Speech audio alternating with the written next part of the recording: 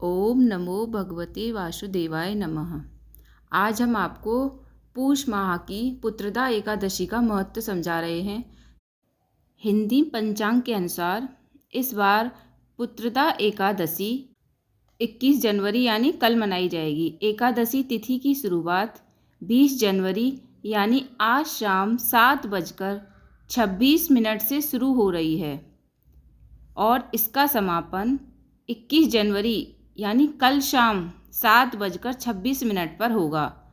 पूष पुत्रदा एकादशी के पारण का महत्व 22 जनवरी सुबह 7:14 से लेकर 9:21 तक होगा। मतलब पारण का मतलब यह है कि आपको व्रत खोलना है इस समय पे। इस बार की पुत्रदा एकादशी बहुत ही खास मानी जा रही है क्योंकि इस दिन द्विपुष्कर योग, शुक्ल योग और रोहिणी नक्षत्र का संयोग बनने जा रहा है। इसलिए ये जो एकादशी है ये बहुत ही ज़्यादा खास होने वाली है। पूष माह के शुक्ल पक्ष की एकादशी को पुत्रदा एकादशी के नाम से जाना जाता है।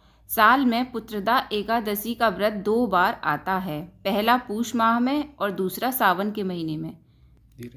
पुत्रदा एकादशी का व्रत अक्सर महिलाएं या विवाहित जोड़े रखते हैं जो पति पत्नी संतान प्राप्ति की कामना रखते हैं। पुत्रदा एकादशी का व्रत रखकर विष्णु जी की पूजा की जाती है।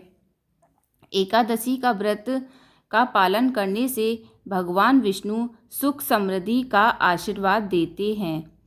इस व्रत को पूरे नियमों के साथ रखने से संतान सुख की प्राप्ति भी होती है। पुत्रदा एकादशी का व्रत संतान प्राप्ति के साथ साथ संतान की समस्याओं के निवारण के लिए भी किया जाता है। इसलिए इस व्रत को करते समय पूरे नियमों का पालन करना चाहिए। एकादशी के व्रत का पारण 22 जनवरी को किया जाएगा। इस दिन आप सुबह 7:14 से लेकर 9:21 के बीच व्रत का पारण कर सकते हैं। आइए सुनते हैं पुत्रदा एकादशी की कहानी। भगवान कृष्ण बोले, हे धर्मपुत्र, पूष माह के शुक्ल पक्ष की एकादशी का नाम पुत्र है। पुत्र की कामना पूरी करने वाली है। इसके महत्व की कथा ऐसे है। एक समय भद्रावती नगरी में एक संकेतामन राजा राज्य करता था। उसकी स्त्री का नाम शैव्या था। विश्व विभूतियों से भवन भरा था।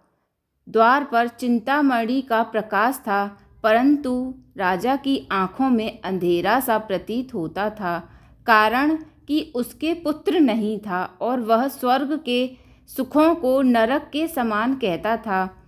पुत्रेष्टि यज्ञ हजारों किए, सफल एक न हुआ। देवताओं को लाखों प्रणाम किया, आशीर्वाद एक भी न मिला। बेचारा हार गया और बुरे बुरे विचार करने लगा। क्या करूं?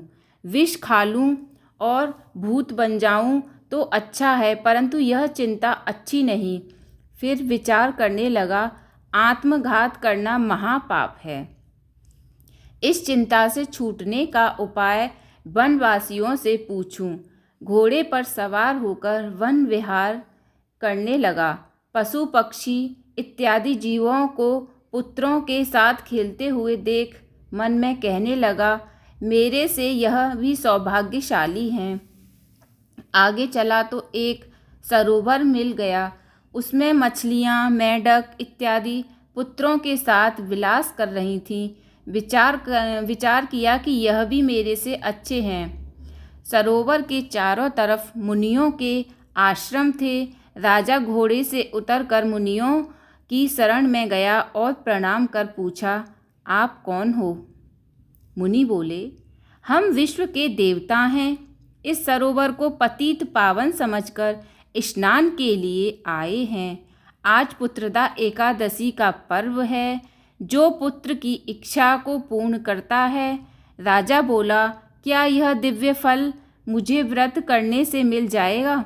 विश्वदेव बोले, हमारी बात सत्य होगी, परीक्षा करके देख लो। राजा ने श्रद्धा से पुत्रदा एकादशी का व्रत रात्रि को जागरण किया, प्रातः भवन में चला गया। 9 मास के बाद उसके पुत्र उत्पन्न हुआ। राजा के दिल को धैर्य मिला, पितृ भी प्रसन्न हो गए। कथा को सुनने से भी स्वर्ग मिलता है। फलाहार। इस दिन नारायण जी की पूजा की जाती है। इस दिन बछड़े की माँ गैया के दूध का सागर लिया जाता है। बोलो श्री कृष्ण भगवान की जय, बोल राधा रानी की जय, बोलो विष्णु भगवान की जय, लक्ष्मी मैया की जय।